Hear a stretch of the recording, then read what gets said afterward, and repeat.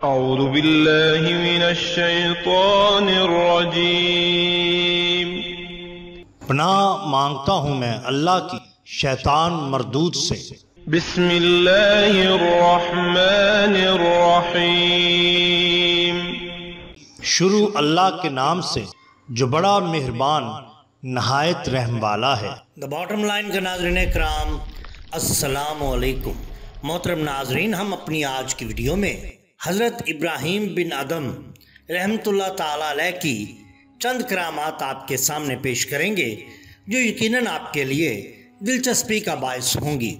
नाज़रीन कराम, हुज़ैफ़ा मरशी बयान करते हैं कि हम मक्का में कुछ दिन भूखे रहे, फिर हम कूफा आए, एक वीरान मस्जिद में ठहरे। मेरी जानब इब्राहीम आदम ने नजर की और कहा, ए हुज़ैफ़ा, मैं तुमको भूखा देखता हूँ। मैंने कहा, मैं भी आपको भूखा देखता हूँ। इब्राहीम आदम ने मुझसे कहा, कागज और दवात मेरे पास लाओ। मैंने कागज और दवात हाजिर की। फिर उन्होंने कहा, बिस्मिल्लाहिर्रहमानिर्रहीम, तो हर हाल में मकसूद है और हर तरह तेरी तरफ इशारा होता है। फिर वो रुक्का मुझे दिया और कहा कि खुदा के सिवा किसी से दिल न लगाना। जो शख्स तुम्हें पहले मिले उसे ये रुक्का दे देना। रावी का बयान है कि मैं रुक्का लेकर चला। एक शख्स मुझे खच्चर पर सवार मिला। मैंने वो रुक्का उसको दे दिया।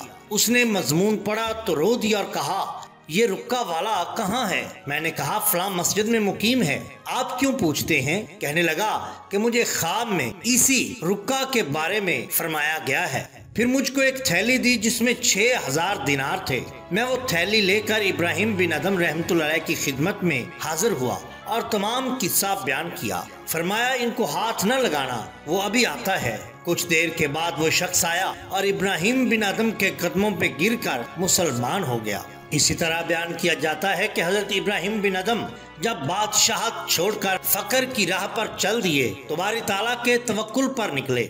चलते हुए एक जंगल में पहुंचे। वहां पर देखा कि एक फकीर अल्लाह ताला की इबादत में मसरूफ है। आपने अपने दिल में ये ख्याल किया कि ये जगह आबादी से बहुत दूर है और इफाकत के लिए साथ के लिए एक फकीर मौजूद है। इसके पास बैठ गए। उस फकीर ने जब आपको अपने पास बैठे देखा तो गुस्से में आ गया और गजबनाक होकर कहने लगा, यहाँ से इसी वक्त चले जाओ, कहीं तेरी शामते अमाल से मेरी इबादत में खलल न पड़े। मेरे लिए हर रोज गैब से खाना आता है जिससे बमुश्किल मेरा गुजारा होता है। तू यहाँ पर रहा तो भूखा प्यासा मर जाएगा। उस फकीर की बात सुनकर हजरत इब्राहीम बिन अदम रहमतुल्लाह ताला अलैह बड़े दिल शिकस्ता हुए और वहाँ से उठकर अल्लाह ताला के तवक्कुल के सहारे दूसरी जगह पर जरा हट कर बैठ गए। दिल में ख्याल किया कि जिस परवरदिगार ने मुझसे बादशाह तरक कराई वो सब का रोजी रिसां है, वो मुसब्बल असबाब है, वो मुतलकुल रज़ाक है। वो मुझे प्यासा नहीं मरने देगा,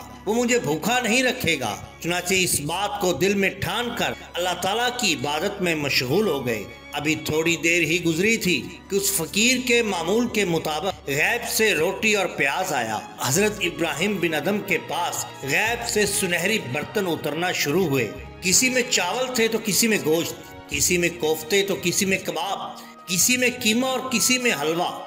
यानी कि जो नेमतें बादशाही के जमाना में आप तनावल फरमाया करते थे उनसे बढ़कर नेमतें आप पर नाज़िल हुई। आपने अपनी भूख के मुवाफिक उसमें से थोड़ा सा खा लिया और बाकी चीजें उस फकीर को देते हुए फरमाया, अगर आप भूखे हैं तो खा लीजिएगा। फकीर ने ये देखा तो हसद की आग में जल गया। उसी हालत में अल्लाह ताला के हुजूर सजदा में गिर गया और कहने लगा, ऐ अल्लाह, मैं 40 बरस से तेरी इबादत कर रहा हूँ। ये तो नौजवान आदमी है, उसने मेरे जितनी इबादत कब की होगी? जो भूख के सदमे मैंने उठाए इसने कब उठाए होंगे?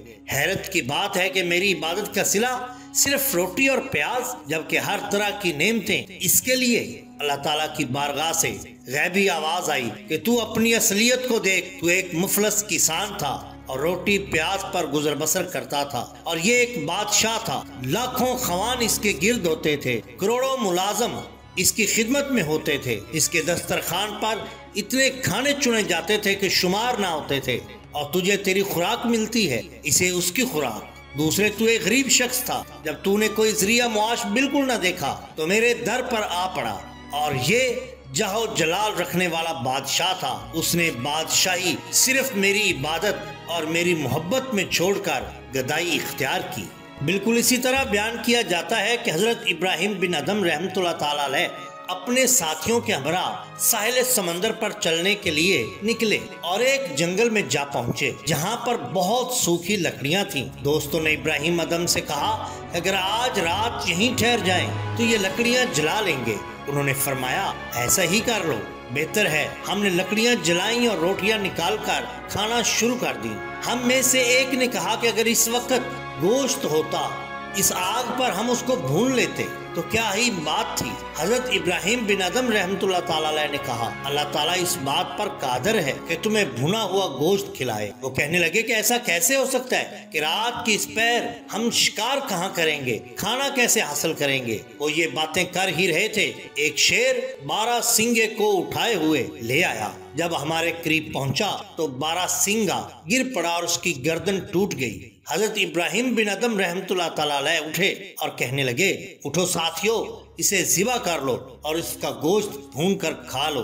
अल्लाह ताला ने तुम्हारे लिए गोश्त ही भेजा है। जब वो दोस्त और जनाब हजरत इब्राहिम बिन अदम रहमतुल्लाह ताला अलैह इस खाने को खा रहे थे तो वो शेर और उसके साथ उसके साथी शेर हल्का बनाकर उन सब के साथ खड़े थे ताकि किसी और जानवर या किसी और चीज से आपको कोई गुजंद न पहुंचे। जब आप लोगों ने खाना खा लिया तो वो शेर वहां से चुपके से चले गए। नाज़रीन इकराम, ये शान होती है औलिया अल्लाह की। अगर आपको हमारी ये वीडियो पसंद आई हो तो लाइक कीजिए, सब्सक्राइब कीजिए हमारे चैनल द बॉटम लाइन को, ताकि हम आपके लिए और भी बेहतरीन वीडियोस ला सकें। अपना, अपने दोस्तों का, गिरदोनवा के लोगों का बहुत ख्याल रखिए। अल्लाह और अल्लाह के रसूल सल्लल्लाहु अलैहि वसल्लम से बेहद मोहब्बत कीजिए। आपका बहुत शुक्रिया। अल्लाह हाफिज।